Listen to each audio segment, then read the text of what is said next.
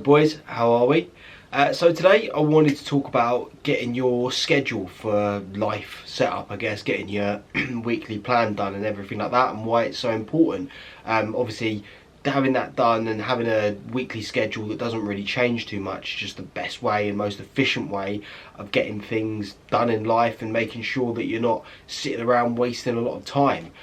For me, this has come up because I've just finished my first week back at university, so obviously I had my timetable already. I had freshers week, but now I've actually done a full week in uni, with sort of my rugby training and my dance on top and everything like that. I've got a much better idea of how much time I've actually got and how the timings work and everything like that, and it's allowed me to actually put together a bit more of a schedule, and that's really helped me, and that's something that I sort of wanted to pass on to you guys.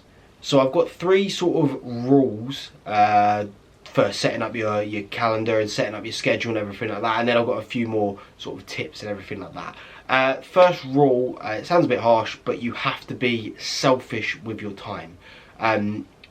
How many times in life have you had an exam or a meeting or a deadline or something, and you've gone, oh, I've got ages till that's happening, you've given loads of your time to stupid things that weren't important, or maybe you did think they were important but they weren't really the priority. You were going out drinking, and all of a sudden your essay's due in like 2 days and you haven't even started it because you haven't been selfish with your time and you've just been giving it out. Time is the one thing that you will never ever get back, and that is why it's such an important commodity to use wisely. I think there's an old saying like idle time is the devil's work, or something like that, and basically what it means is when you're sitting around doing nothing, that's one, where you feel worse, and two, that's exactly when you should be sort of out doing other things to avoid wasting time and everything like that. Like right now, we're all sitting here watching this video. I bet every single one of you, if you could, you'd click your fingers and go back 3 years or 5 years, knowing what you know now, and you'd sort of use that knowledge and use that time in a lot better way, and you know that you'd be further along had you used that time properly. Second rule for setting up your schedule is don't take on responsibilities that you can't fulfill.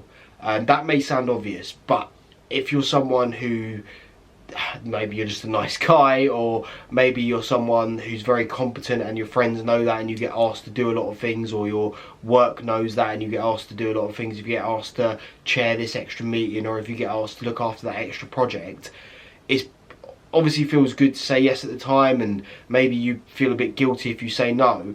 But one, we go back to the last point where you have to be selfish with your time. If it's not actually a priority and something that's important to you, you can't really do it. And two, if you take on a responsibility that you can't fulfill and you end up having to back out, whether you know it or not at the time, that's going to cause the person that you're letting down way more trouble, and you're going to feel really bad about yourself. I've personally had this, as you guys know. I coach under 8s, under 9s and my local rugby team. I have every intention of doing it this season, but I've had to be honest with them and say, look, I do plan on coming down, but I'm not going to be able to be there every week, just because I can't. If I would be lying to them if I said, yeah, absolutely 100% I'll be there every Sunday 10 till midday, no questions asked. I've got a lot on between university and other things in my life, and as much as I love doing it, it is a volunteering role and it's not my top priority. If I get a job and they say you need to work Sunday mornings, I can't turn down a job for volunteering work. So it's not being mean, it's not me being a dick, it's just me being honest and not taking on responsibilities that I can't fulfill. Final rule is following on from what I've just said there, pretty similar. Manage expectations and be honest from the upfront.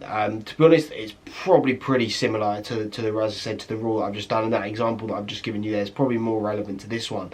But yeah, this goes from work, university, friends, relationships. 90% of life would be better if people actually just set expectations and set boundaries early doors. If you've got a new partner and you've just started dating, and all of a sudden they're like, oh, they want to stay around 5 nights a week, is that realistic that you're going to fit with your schedule? If they're happy to just chill at your house without you there or whatever, maybe that's a bit different. But if there's someone who wants your attention physically being there with them all the time, but maybe you have sports in the evening, or you have work in the evening, or you do your uni projects in the evening. Is it a realistic thing to say, yeah, don't worry, I'll spend 5 nights a week with you? No, probably not. And as much as you don't want to be a dick at the time and say no, it is going to cause you less stress further down the line if we all just set expectations honestly. Again, with work, if you've been set a project at work and they say, right, yeah, I'm going to need you to commit 30 hours a week to this, but you've got another project that's already asked for 40 hours a week, are you actually going to work 70 hours a week? Maybe you are, maybe you aren't. But if you say yes and go, yeah, I can work 30 hours a week, and then it comes to it and you go, after you've worked 50 hours in the week, and go, oh, I haven't got another 20 hours in me, I haven't physically got time for it, then again, if you'd have just managed expectations a little bit earlier, things would have gone a lot better, and you might have been able to actually work something out. And that is the thing, setting expectations and boundaries is a conversation. People seem to think that it's a massive confrontation. It's not a confrontation, it's a negotiation and a conversation of saying, look, these are my boundaries, these are the hours I have, I can do this, this and this. And like with my rugby example, they need people down there. I was a volunteering role, they need people. They're not going to go, oh, well, if you can't do every Sunday, we're not interested in you. They'll go, no, as they did, they said, no, that's absolutely no problem, completely understand. Just let us know when you can make it, and it's always good to have you down. I'm going to quickly tidy my room, head off to rugby, but I will film the second half of the video when I'm back.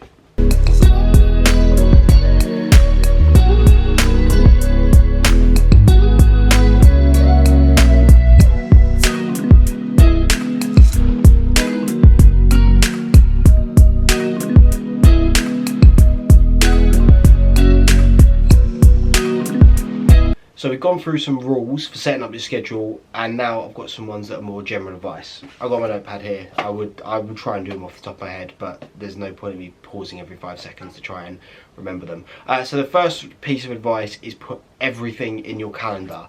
If you've got a written calendar on the wall, if you've got one, obviously most people use your phone. I normally use my phone. I do want to get one on my wall if it's something that's maybe like an exam or a deadline where I can physically look and track and see how many days I've got. That's always useful, but putting things in your phone, it would normally be the way I go. So if even before you go to bed the night before, you can look in your phone and you've got absolutely everything there. And that is sort of, I'll go into a little bit of detail more of little things that you still want to put in there, but social events, like people don't put social events in their calendar. I find that so weird. If you arrange to go for dinner with someone, or even just go for a drink with someone, put it in there, because one, less chance of you double booking it if you can check your calendar, and two, you want to be able to see exactly how you're using all your time.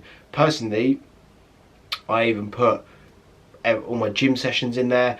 I put in meditations and things like that. Any time where I'm doing something on a regular basis where I've blocked out a set of time for it, I put it in my calendar. Second piece of advice, I sort of just covered it there, but put time in your calendar for gym, walks, social events, meditations, everything. That you want that all to be in there. You don't want a schedule where you have absolutely no time to yourself, no time for maneuverability or something like that. These aren't like little byproducts that if you have time for it, you have time for it. These are important things. Seeing your friends are important. Getting to the gym is important. Taking long walks for yourself are important. Those aren't things that it's just, oh, if I've got time for it, then I'll do it. If not. Those things are really important. And I know there's sort of this Wolf of Wall Street, work 18 hours a day, never take a day off and whatever, but you can live like that if you want, but you're going to be miserable and you're probably going to die at like 35. That's not how we want to do things. You want a sustainable schedule that's going to keep you in a good place. Personal example for me, my schedule is sort of pretty tight and everything like that, but my sort of little grace period is Wednesday afternoons once I finish dance, so from about 3 o'clock to like 10, 11 a.m, depending on how bad I'm feeling. Thursday morning, that is for me. I never put anything in there. That is when our rugby socials are. I don't always go mad and stay out till 3 a.m, but I want to leave that time for me if I want to. It's the one time a week I get to go out with those guys. These days it's normally the only day of the week I actually drink as well. So I don't want to sort of be setting scheduled things at sort of 9 a.m on the Thursday or things that might overlap on the Wednesday, which means I miss social. That's sort of best night of the week, every night. So I purposely leave that free, no excuses, and that's something that you guys have got to have in your schedule as well. Bit of time for yourself. And my final piece of advice, and this one might not go down with everyone, but it's, in my experience, it's very important, and I think it will come to bear for yourself that it's important as well. Dating and your partner works around your schedule, not the other way around. I'll say again. Dating or your partner works around your schedule, not the other way around. You do not build your schedule around someone you're dating or your partner, especially not if you are a young man working on themselves. I know it sounds like a brilliant idea to go, oh well, look, whatever day you can see me this week, I'll just move something. No, you have your set times that you do your set things, and like I said, you leave time in your calendar for social events and things like that. But for me, for example, I've got rugby training Monday nights. If I was dating someone and they went, oh, can we go out Monday night? I would have to say no. I can't go, oh, I'll skip rugby training this week. Like, no, that's something I do every week. I try and keep my evenings as free as possible in case something spontaneous happens and one of my friends wants to go out, or if someone's in town that I hadn't seen for a little while, then yeah, maybe that's a little bit different. But you don't want to start building your schedule around someone else or moving things around for someone else. One, because that's just an awful boundary to set and they'll push you around. And two, that person may not always be there. So if you build your schedule around someone else and then they go, you've sort of ruined your schedule for no reason. I know it's a little bit of a morbid thought, but it, as a single person but as someone who's been on the other side of that, it's just me being honest. Thank you for making it all the way to the end. I hope you did enjoy the video today. I do appreciate all you guys who stick around to the end. If you have any comments, any suggestions, as always, comment below. Always appreciate a like, a share, or whatever, subscribe. Can't remember what they're all called. It's quite late, I don't know if you could tell. And yeah, I will see you in the next one. Until then, take care, lads.